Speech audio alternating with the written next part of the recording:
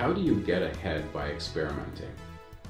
Welcome to Tea at Taxevity, where you get insights from people who make life better, our clients and friends. My name is Pramod Sharma, and our guest today is Mark Latimer, who is a marketing manager at Center Stage AV and also a podcaster at the Meeting Pro podcast. Welcome, Mark. Thank you. Thanks for having me. In a sentence or two, what do you do? I guess the best way to describe it is I'm a marketer who frequently does a lot of experiments. And I feel that there's no way that you can really know anything now with technology moving as quickly as it does, that you're only as good as your last experiment.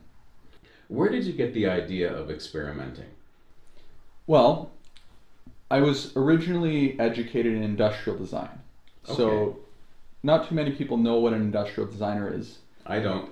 Can you just tell us in a sentence or two? Sure. An industrial designer is one who designs products, any kind of product. I've had friends who've gone to school, further education in car design, automotive design, cell phone design, web design. So it's a wide-ranging field, which is why it's sometimes difficult to define. But the one lesson that I got of that is a problem-solving methodology that can be used to really observe and experiment in a fast way. So to be able to prototype something and test whether it will work without heavily investing into it. And was that a pretty common approach then to do experiments? There was, through the process, you would find that there may be a problem that you wanted to explore further. And in so doing, you can take some steps that allow you to test things easily. And that might be creating something that could be a simple website that's your minimum viable product that allows you to see if an idea works. And I think now there's so many things that we can build quickly that it's easier than ever to test your idea and see if it'll work without heavily investing into it. Okay, now experiments don't always work. If you think of Thomas Edison, he had many more ways of not making a light bulb than he did to make one that worked. How do you overcome the fear of the process? Well, I think it starts with an attitude. If you're okay with having a project not work out, then it allows for a different type of learning that you wouldn't have if you were comfortable with everything that you did. When you get to a point where you feel slightly uncomfortable with the challenge that you're faced with, those are where you're going to see the greatest opportunity for learning. For example, if you have never built a website, your first time doing that is going to be probably very painful. Right. The first time you maybe hire a team to do that for you because you realized it was so difficult, there's a lesson to be learned in all of these experiments.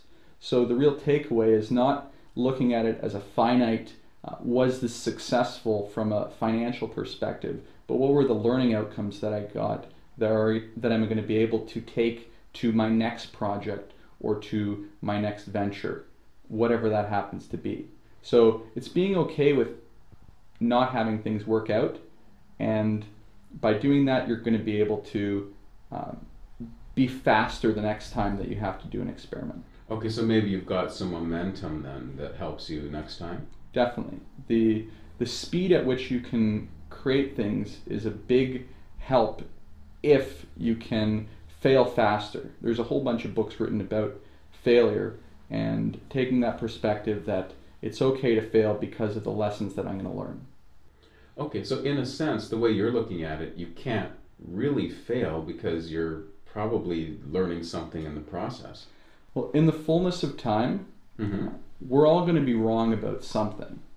So you might as well figure out what it is you know or don't know by taking some chances and creating something and having it not work out. Now, you don't have to spend a ton of money to try something. And that's what I think one of the bigger takeaways should be, is that you can, similar to this podcast that I started, it didn't cost a lot except a little bit of time to get it going. right? So taking that first step can be the hardest part for a lot of people. Right, and sometimes because the barriers to entry are so low, it almost makes it tougher for people because now they don't have excuses. Before they could say, well, I don't have a factory, I couldn't do this, or how am I supposed to afford a microphone? And I think the experiment you're doing with the podcast is what, like $100 that you're of capital that's required? Yeah, about $100, and it's really given me the opportunity to get in the door to many offices and meet with leaders that otherwise wouldn't be accessible to me because they're too busy, they don't have the time, and they may not see value in just another sales call. Mm-hmm. But if you can help people move their agenda forward, then it's a win-win for everyone. Right, that's a very interesting insight. You get an opportunity to meet people who might otherwise have said no, and now you're doing something which your competitors are not. Now, For now. But then you've got the lead. Right. And that's a huge advantage. Now, when experiments are done, oftentimes the success is measured in money. Is that the best measure or the only measure? Experiments measured in money, for example, like a marketing campaign, it's ROI. Mm-hmm. Now, because marketing now, it doesn't require as much upfront capital, I would encourage people to try many things that don't cost a lot and see which ones stick. Okay. So more of a slingshot approach to just throw as much on the wall and see what works, right? Mm-hmm. This attitude of we can only do one thing and spend a lot of money doing it, I think you can distribute your funds in a different way and use creativity to your advantage to help either position yourself in a unique way or try things to really stand out. It's a competitive market out there no matter what you're doing now, and there's a lot that you can learn by trying something. Mm-hmm. Yeah, that makes a lot of sense. Now, do you have an example of an experiment that you've done? Sure. A few years ago, I took a course at Humber College for Standup Comedy, Writing and Performance. Oh, really? Yes. This course that I took was a 3-month night school program where they had a professional stand-up comedian teach us about the art of writing and performing stand-up comedy. And then they set up the show, or they gave us a live performance, which was a 5-minute set that we got an opportunity to give it our best in front of a live audience. Oh, okay. And the reason why I took the program was as a fear-conquering experiment. I'd done public speaking and Toastmaster type of workshops and was getting a lot out of it, but I wanted to challenge myself to do that little bit extra. So the first show, I was very well prepared and it went over very well. Mm-hmm.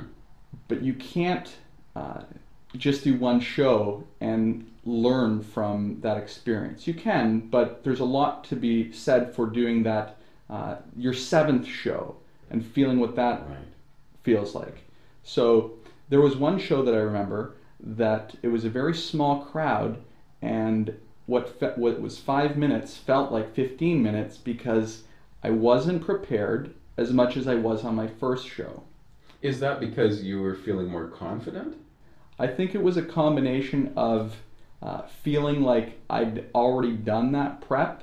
Okay. And the lesson was that you have to prepare the same way regardless of how many times you've done a performance. So you have to put that same amount of time into and energy into focusing to make sure that you deliver the way that you set out to on that first show. And another big takeaway that I didn't think was going to be such a big takeaway was the writing and editing that you get from refining a joke and making it funny at the right time. Okay, so by being open to the idea of experimenting and doing something like stand-up comedy, which on the surface doesn't seem like a good connection with much, you can get a lot of really good benefits. Yeah, the benefits come more from an internal growth opportunity versus, like, I wouldn't say that stand-up comedy for a lot of people is the best financial decision, right? Okay. But the takeaways that you can get in terms of it's okay to get up on a stage and not have anyone laugh. And when you're done, you may not feel great about that, but what else can you do that you can put yourself out there and not have people laugh, or not have the likes on a video that you create? Okay. It's this idea that it's okay to get up there, and you could make a fool of yourself. You could present yourself in a way that, isn't the best right now, but you're going to learn for that next event or that next presentation something that's going to make a difference. And as you grow as an individual, there's going to be a lot of these situations, but I think the more you put yourself out there to have these so-called failures that are more failure right now, but maybe not a failure in the fullness of time, it's going to help you with doing these small experiments, whether they're building a new marketing campaign or a new website or doing interviews or something like that. Well, it sounds like you're learning portable skills along the way, and you're also learning how to learn better, and those are both valuable.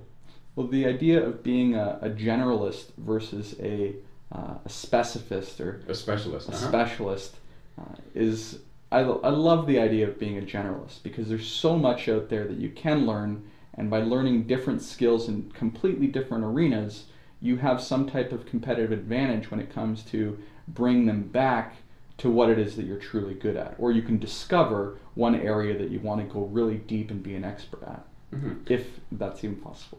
Okay, and if people are not experimenting right now, what's a really good way for them to get started? Keep it simple.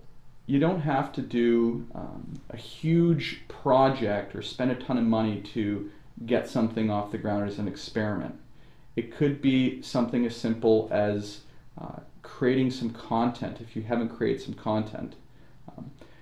If you can find yourself in a place where you feel slightly uncomfortable, that's going to be the greatest opportunity to learn something new. So if you have that feeling that, I don't know about this, you're onto something.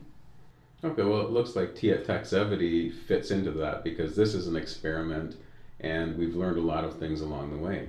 And I'm sure you'll continue to do so, because you're challenging yourself to break out of your comfort zone. Definitely. Well, thanks for all of the tips that you've given us about experimenting. What's the best way for people to reach you?